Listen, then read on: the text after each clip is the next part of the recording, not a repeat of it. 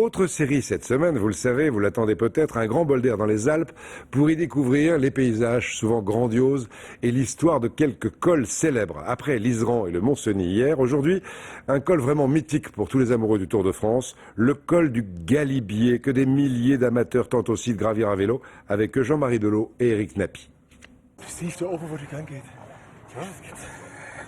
Au bout de l'effort. Inutile de traduire quand la fatigue devient langage universel. 17 km d'ascension depuis Valloire, ils ont réussi à gravir l'Everest de la bicyclette, le col du Galibier. 2645 mètres, dès 2000 mètres, l'oxygène commence à manquer. Chaque jour, ils sont des centaines de toutes les nationalités, alléchés par un nom mythique du Tour de France, à se lancer dans l'aventure. Ça va le coup pour le paysage, mais ça monte de plus en plus au fil des années. C'était super. J'ai un peu souffert, mais bon, j'ai fini. Je l'ai fait. Pour mieux comprendre l'ascension du Galibier, nous avons décidé de suivre un groupe de Valloirins. Chaque année, rattrapés par leurs souvenirs d'enfance, ces amis gravissent une dizaine de fois leur illustre voisin, accessible au beau jour. Ils conjuguent la poésie du lieu avec des jambes bien affûtées. La première ascension, c'est pas d'aujourd'hui. Je devais avoir 14-15 ans. Et en fait, nous, ce qui nous motivait, c'était toutes les années, on a une étape du Tour de France quasiment qui passe à Valloire, avec le col du Galibier. C'est pour ça qu'on est venu un petit peu au vélo. En voyant passer ces coureurs professionnels, on s'est dit, allez, il faut y aller maintenant. Il faut essayer de faire pareil. Leur aisance prouve qu'ils connaissent le Galibier comme leur poche.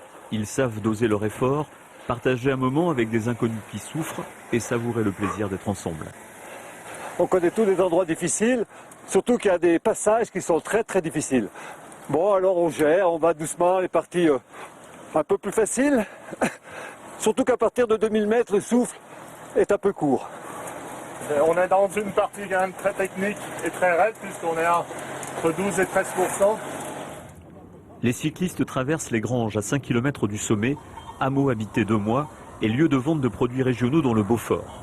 L'hiver, les granges sont sous la neige.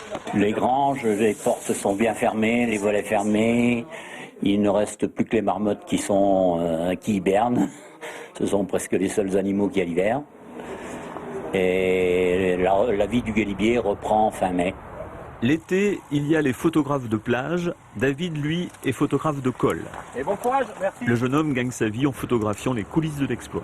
Des fois on me le dit, mais vous n'avez pas honte, vous photographiez la souffrance. Voilà. Enfin, souvent c'est sur le ton de la plaisanterie, bien sûr, mais c'est un peu ça quand même, des fois. Une souffrance fatale à quelques-uns. J'ai voulu faire comme tout le monde, tenter le col du Galibier. C'est un peu dur, ça mérite plus d'entraînement, il ne faut pas se surestimer en fait. Demi-tour donc. Voilà, demi-tour au bout de 7 km. De grimpette, c'est déjà pas mal. Nos montagnards arrivés eux au sommet dans la fraîcheur n'oublieront pas de se couvrir pour la descente après avoir avalé quelques pas. Ils laissent alors ceux qui viennent de gravir le Galibier pour la première fois immortaliser l'événement. Voilà, l'école des Alpes toute la semaine. Demain, on continue avec celui des Aravis.